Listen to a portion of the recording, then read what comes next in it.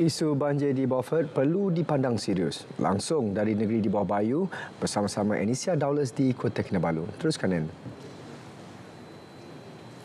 Ya, sahih. Kerajaan negeri dan persekutuan perlu memandang serius isu banjir di daerah Beaufort, khususnya di kawasan Klias. Pembantu Menteri Kerajaan Tempatan dan Perumahan Datuk Isnin Aliasni berkata, bencana banjir yang kerap melanda daerah itu mendorong agar beberapa sekolah dipindahkan dan dibina semula di lokasi yang lebih selamat. Ketika tinjauan banjir di SK Klias Baru, Datuk Isnin berkata pembinaan sekolah baru perlu diutamakan berikutan keadaan sekolah sedia ada tidak lagi sesuai digunakan. Kalau dalam jangka 10 tahun akan datang sekolah ini memang tidak sesuai, selain daripada kawasan banjir, sekolah ini juga adalah jajaran Pan Borneo. Kalau kita tengok jalan ini, sekolah ini sudah di bawah, jalan raya di atas. Jadi saya rasa tidak selamat untuk anak-anak yang bersekolah di sini. Beberapa sekolah lain iaitu SK Batu 60 dan SK Pintas turut mengalami nasib sama menyebabkan murid-murid tidak dapat hadir ke sekolah dalam tempoh yang panjang. Lebih 2,000 pelajar di kawasan Dun Klias dan Lumadan terjejas akibat bencana banjir. Satu permohonan telah dikemukakan kepada syarikat sawit Kinabalu untuk mendapatkan sebidang tanah baru sebagai tapak pembangunan sekolah. Beliau turut menggesa agar kerja-kerja menaik taraf jalan penghubung seperti Limbawang Bypass dipercepatkan. Cadangan pembinaan kalbat atau jambatan besar turut dikemukakan bagi membolehkan aliran air lancar dan mengelak kawasan perumahan serta sekolah ditenggelami air. Berdasarkan infografik Sekretariat Jawatan Kuasa Pengurusan Bencana Negeri, 695 penduduk berlindung di 4 pusat pemindahan sementara PPS di 2 daerah setakat 4 petang tadi. Di Beaufort, 370 penduduk berlindung di 2 PPS, manakala di Suk, 2 PPS ditutup menjadikan hanya 2 lagi PPS menempatkan 325 penduduk. Kebajikan penduduk terjejas banjir akan terus mendapat perhatian pihak berwajib. Adun Nabawan Datuk Abdul Ghani Muhammad Yassin berkata, ia termasuk memastikan setiap keperluan penduduk dipenuhi untuk mereka meneruskan kelangsungan hidup. Jelas Datuk Abdul Ghani, musibah banjir yang melanda daerah Nabawan ini antara yang terburuk sejak 50 tahun lalu. Sambil kita merayakan Pesta Menuai, Pesta Kematan ini, kita sebagai pemimpin dan juga masyarakat di sini tidak akan lupa kepada mangsa-mangsa bencana banjir yang lalu. Dan kita sentiasa memantau dan kita sentiasa melihat apa keperluan yang perlu mereka bagilah. Beliau ditemui media selepas merasmikan Pesta Keamatan peringkat daerah Nabawan dan daerah kecil Pagalungan. Sementara itu, Pegawai Daerah Nabawan, Marshal Anthony, yang juga pengerusi Jawatan Kuasa Pengurusan Bencana Daerah Nabawan memberitahu jalan putus akibat tanah runtuh berdekatan Kampung Takiville, Sepulut Pagalungan pada 30 April lalu, kini boleh dilalui pengguna jalan raya. Keadaan semasa terkini, keadaan jalan yang terputus hubungan di Kampung Takiwil, Pagalungan, Nabawan, kini telah boleh dilalui oleh kenderaan, tetapi masih lagi dalam status berhati-hati. Kita masih berwaspada, takut runtuhan yang bermagnitud besar itu boleh runtuh lagi. Pemerkasaan wanita terus menjadi agenda penting dalam usaha membangunkan negeri secara menyeluruh. Sehubungan itu, Ketua Menteri Datuk Seri Panglima Haji Jinor menyeru semua pihak berganding bahu mewujudkan persekitaran yang menyokong kemajuan wanita. Jelas Datuk Haji Ji, adanya program berkesan mampu menggalak wanita terlibat secara aktif dalam proses pembuatan dasar dan keputusan di pelbagai peringkat. Pemerkasaan wanita bukan sekadar memberi manfaat kepada wanita itu sendiri, malah menyumbang kepada kesejahteraan dan kemajuan negeri secara keseluruhan. Beliau berucap demikian sempena Majlis Angkat Sumpah Ahli Baharu Majlis Penasihat Wanita Sabah MPWS. Datuk Haji Ji berharap barisan ahli MPWS yang baharu ini dapat menetapkan hala tuju MPWS ke arah memperkukuh kesejahteraan rakyat melalui pelbagai strategi dan kerjasama antara agensi. Majlis Angkat Sumpah 8 ahli MPWS baharu ini diketuai pengerusinya Datuk Dr. Rosmah Wati Lasuki.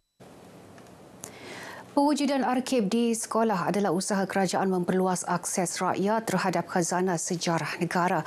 Ia sejajar aspirasi memasyarakatkan arsip agar lebih dekat dan relevan dengan kehidupan seharian rakyat. Menteri Pembangunan Negara Dato' Aaron Arodagang berkata penggunaan bahan arsip bukan hanya sebagai sumber autentik dalam proses pengajaran dan pembelajaran, malah membolehkan pelajar mendekati sejarah dengan lebih interaktif, kreatif dan bermakna. Adanya program seperti ini akan memperluaskan lagi usaha kerajaan, bukan saja untuk memberi pengajaran kepada sejarah, tapi yang penting bagi kita di Kementerian Perpaduan ini adalah asas kepada kita memupuk semangat patriotisme. Beliau ditemui pada program perasmian arsip at sekolah di SM St. Mary Sandakan. Program seumpama akan diteruskan di Kedah dan Kelantan. Sementara itu, Ketua Pengarah Arsip Negara Malaysia, Dato' Jaafar Siddiq Abdul Rahman menyifatkan pewujudan arsip antara lain sebagai nilai tambah kepada pelajar berkaitan sejarah, aktiviti dan perkembangan sekolah. Kalau sekolah tidak mengumpul bahan berkaitan dengan sekolah itu sendiri, jadi sejarah ini mungkin akan hilang. Usaha memperkasa wanita muda sebagai tulang belakang ekonomi terus diperkukuh menerusi Karnival Usahawan Wanita Muda Sabah 2025. Menteri Pembangunan Perindustrian dan Keusahawanan, Datuk Pung Jin berkata karnival julung kali diadakan itu bukan sahaja menampilkan produk tempatan, malah membuka ruang kepada jaringan strategi pembinaan keyakinan dan penjenamaan usahawan wanita muda di negeri ini. Jelas Dato' Pung karnival ini sejajar aspirasi Hala 7 Sabah Maju Jaya SMJ dalam memperkasa pembangunan keusahawanan dan modal insan. Beliau berucap merasmikan karnival usahawan wanita muda di Kota Kinabalu. Teks ucapan beliau dibacakan pegawai khasnya Hamizah Abdul Bidin. Melalui agensi seperti Yayasan Usaha Maju dan Jabatan Hal Ehwal Wanita Sabah Jehwa, pelbagai program dan pembiayaan mikro disediakan untuk membantu golongan tersebut mengembangkan perniagaan. Ia turut membuka peluang kepada usahawan berskala nano, mikro dan kecil untuk mempromosi produk secara fizikal dan digital sekaligus meningkatkan keterlihatan jenama tempatan ke peringkat lebih tinggi. Kementeriannya juga memperuntukkan dana tahunan bagi pembangunan perusahaan mikro termasuk penajaan peralatan pemprosesan, bantuan reka bentuk dan pembungkusan serta pendedahan antarabangsa untuk meluaskan pasaran. Program Anjuran Persatuan Ibu Bapa dan Guru PIBG Sekolah mampu menggalak keusahawanan dalam kalangan warga sekolah. Ia sekaligus meningkatkan kerjasama, mendidik pengurusan kewangan dan menyemarakkan semangat warga sekolah. Fokal Person Kebangsaan Kementerian Pendidikan Malaysia KPM Dato' Muhammad Arif Tun Sakaran berkata ia sekaligus membawa impak besar kepada pembangunan dana sekolah selain aspek kemandirian pelajar. Program ini ialah kalau kita lihat kita dapat menyatukan warga-warga sekolah, dapat ada kita lihat kebersamaan. Inilah kita nampak kebersamaan pihak sekolah. Jadi ibu bapa, pihak komuniti dapat membantu program-program ini kerana program ini adalah program yang PIBG untuk mengumpul dana. Beliau ditemui RTM selepas melancarkan Karnival Bazar Ria Sekolah Kebangsaan Malawa Kota Kinabalu. Lebih 30 gerai jualan dibuka sempena karnival ini. Mengenai rancangan dan pelan program sempena Hari Guru tahun ini, Dato' Arif memberitahu antara isu yang diangkat adalah isu buli. Persatuan Diabetes Malaysia Cawangan Sabah menerima sebuah mesin fundus kamera mudah ali sumbangan sebuah syarikat berkaitan kerajaan Jetama Water Sendirian Berhad. Mesin tersebut ditempatkan di Klinik Kesihatan Batu Putih Kinabatangan untuk kemudahan pesakit sekitar daerah berkenaan. Timbalan Pengerusi Jetama Water Sendirian Berhad Dato' Juhari Janan berkata, sumbangan merupakan antara tanggungjawab sosial korporat CSR bagi meringankan beban pesakit.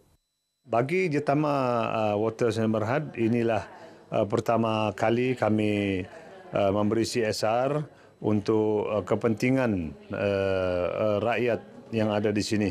Dan pemilihan kinabatangan ini adalah di Kementerian Kesihatan dan Persatuan Diabetes Malaysia Cawangan Sabah. Kita harap dia dapat digunakan dengan sepenuhnya oleh penduduk kawasan kinabatangan. Ini sebenarnya memberikan impak yang besar kepada pesakit dengan penyakit kencing manis khususnya untuk mereka buat pemeriksaan mata dan meningkatkan accessibility lah. So diharap lebih banyak pesakit boleh dirawat dan didetek awal melalui penglibatan secara usaha sama inilah melalui mobile fundus camera machine. Selain kinabatangan, mesin sama turut ditempatkan di Pejabat Kesihatan Tuaran dan Tamparuli. Baik, sekian perkongsian dari Sabah untuk petang ini. Untuk lebih banyak perkembangan semasa, teruskan bersama Sahih. Dari sungai hingga segara Palestin pasti merdeka. Sahih. Terima kasih Anisha, langsung dari Sabah.